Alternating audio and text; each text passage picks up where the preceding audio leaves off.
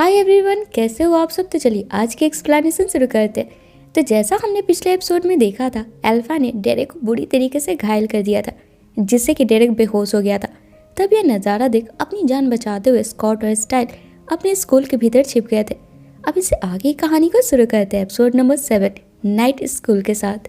जहाँ पर दोनों बेचारे दोस्त डेरेक सहमे से अपने स्कूल के भीतर छिपकर आपस में बातें कर रहे होते हैं कि डेरेक सही था, डिटेन ही अल्फा है, तभी तो वो कार से गायब हुआ है और अल्फा आया है। अब चूंकि अल्फा ने डेरेक जैसे स्ट्रॉन्ग वेयरवुल्फ की ऐसी हालत करी है, तो ना जाने अल्फा इनके साथ क्या ही करेगा।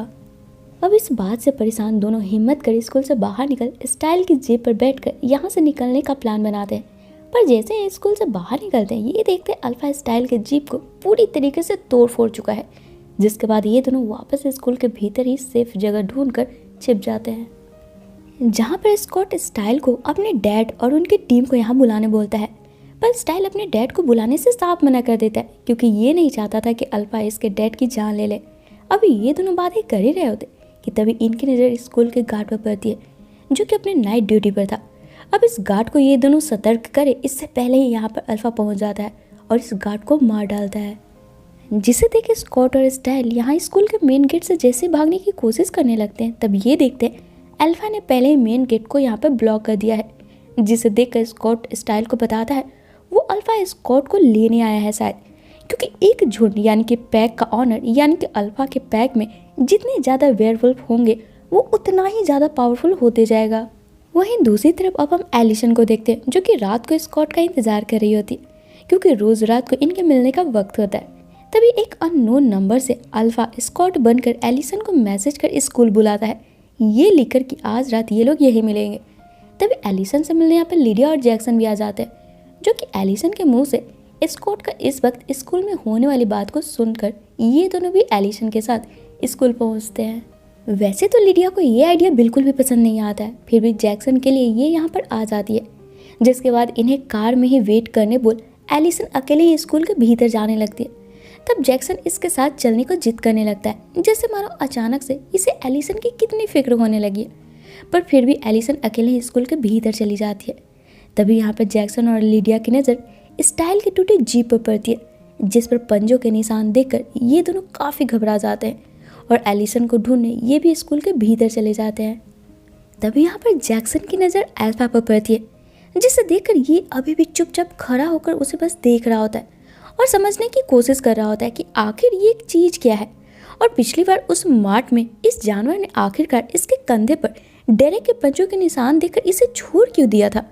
जिसके कुछ देर बाद लिडिया एलिसन को कॉल करती है, जिसके रिंगटोन से स्कॉट और स्टाइल को भी मालूम पड़ जाता है कि एलिसन भी स्कूल में ही है। तब फटाफट स्टाइल इस एलिसन को कॉल करके अपने पास बुलाता है, जिसके पीछे जैक्सन और लिडिया भी आ जाते हैं और ये तीनों इन दोनों से कुछ पूछे इससे पहले ही अल्फा यहाँ पर अब इन पांचों पर ही हमला कर देता है, जिससे बचते हुए ये लोग केमिस्ट्री वाले लैब में जाकर छिप जाते हैं।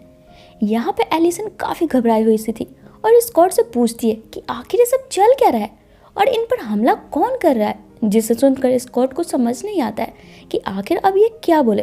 तब हड़बड़ी में स्कॉट ये सारा ब्लेम डेरेक पे डाल देता है कि ये सब डेरेक हॉल का ही काम है, जिसे सुन लिडिया फौरन स्टाइल के मना करने के बावजूद भी इसके डैडी यानी कि पुलिस को कॉल कर मदद मांगती है। तब जवाब में उधर से लिडिया को ये मालूम पड़ता है कि इनके कॉल करने से पहले ही किसी ने पुलिस स्टेशन में एक कॉल कर दिया है कि आज रात बीकन हिल्स स्कूल के बच्चे प्रैंक के लिए कॉल करने वाले हैं यहाँ पे, इसलिए पुलिस लिडिया के बातों को इग्नोर कर देती है। तभी सबके कहने के बाद अब यहाँ पर आखिरकार स्टाइल खुद अपने पिता को कॉल कर बताता है कि ये लोग सच में यहाँ पर स्कूल में फंसे हुए हैं। तभी अल्फा यहाँ पर वापस से इनके छिपे कमरे वाले गेट को तोड़ने की कोशिश करने लगता है, जहाँ पर इतनी देर तक यहाँ भागम दौड़ में स्कॉट को ये समझ में तो आ गया था कि अल्फा बस इन्हें डरा रहा है, वरना वो चाहता तो अब तक इन पांचों को मार चुका होता। इसलिए स्कॉट सबको बताता है कि ये उस जानवर से छिपकर नीचे मरे हुए गार्ड के बॉडी से उसकी गाड़ी की चाबी लेने जा रहा है। मौका पाकर ये लोग स्कूल के पीछे वाला गेट से भाग निकलेंगे, जिसे सुनकर एलिसन काफ़ी डर जाती है और स्कॉट को कमरे से बाहर जाने के लिए मना कर देती है। पर स्कॉट एलिसन को यकीन दिलाता है कि इसे कुछ भी नहीं होगा। जहाँ पर अब लिडिया स्कॉट को इस लैब से एक बोतल बम जैक्सन से बनवा कर देती है अपनी रक्षा करने के लिए। पर हम देखते हैं जैक्सन लिडिया के बताए लिक्विड को बदलकर दूसरी लिक्विड डालकर स्कॉट को दे देता है, क्योंकि जैक्सन को स्कॉट पर पूरा शक था कि ये भी उन जानवरों के किसी न किसी तरीके से कनेक्शन में तो जरूर है। वहीं आगे स्कॉट जब नीचे जाकर उस गार्ड की बॉडी से चाबी निकाल रहा होता है, अल्फा यहाँ भी आ जाता है, जिस पर स्कॉट जब वो बोतल बम इस पर फेंकता है उससे अल्फा को कुछ फर्क ही नहीं पड़ता। उल्टा वो और गुस्साया हुआ स्कॉट को पकड़कर जोर से हॉल यानी कि अपने भेड़िए वाली आवाज़ को निकालने लगता है, जिससे कि स्कॉट धीरे धीरे अपने वेयरवुल्फ वाले रूप में ट्रांसफॉर्म कर जाता है और पूरी तरीके से अल्फा के वश में हो जाता है, जिससे कि अल्फा अपने सारे दोस्तों को ख़त्म करने का ऑर्डर देकर यहाँ से दूर जाकर स्कॉट को देखने लगता है कि क्या स्कॉट इसकी पैक में शामिल होने लायक है भी या नहीं। और अगर आज स्कॉट ने अल्फा की बात नहीं मानी तो अल्फा खुद स्कॉट की जान ले लेगा। अब यहाँ पर चूंकि स्कॉट पूरी तरीके से अल्फा के वश में था, ये सीधे अपने दोस्तों के पास जाने लगता है उन्हें मारने के लिए। और जैसे गेट खोलने ही वाला होता है, इससे भीतर से एलिसन की आवाज़ सुनाई पड़ती है, जहाँ एक बार फिर से एलिसन के बारे में सोचते हुए स्कॉट किसी तरीके से खुद को कंट्रोल कर लेता है। तब तक अंदर से एलिसन को भी स्कॉट की आहट मिल जाती है, पर बार बार एलिसन की आवाज़ लगाने पर भी स्कॉट इसे कोई भी रिप्लाई नहीं देता है,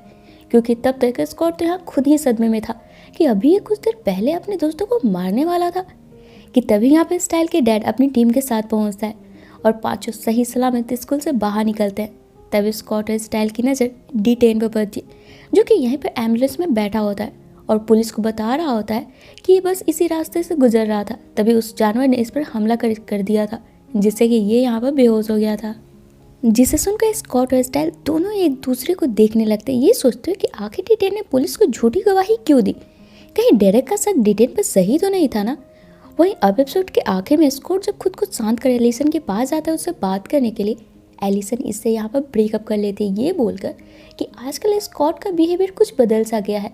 ये कुछ तो है जो इससे छुपा रहा है। और इसी के साथ ये एपिसोड यहीं पे ख़त्म हो जाती है। तो फ्रेंड्स, इससे आगे के एपिसोड ना बहुत ही इंटरेस्टिंग होने वाली है, जिसे देखने के लिए आप हमारे चैनल पे यूँ ही बने रहे। और अगर आपको मेरा आज का वीडियो पसंद आया हो तो इसे लाइक और शेयर करना बिल्कुल ना भूलें। साथ ही अगर आप मेरे चैनल पर न्यू हो तो इसे ऑल बेल नोटिफिकेशन के साथ सब्सक्राइब भी ज़रूर कर ले, ताकि मैं जब भी अपने चैनल पर न्यू वीडियो डालूँ ना आपको उसका नोटिफिकेशन मिल जाए और मुझे आप सबका सपोर्ट। तो चलिए फिर मिलते हैं अपने नेक्स्ट वीडियो में। Till then take care and bye bye.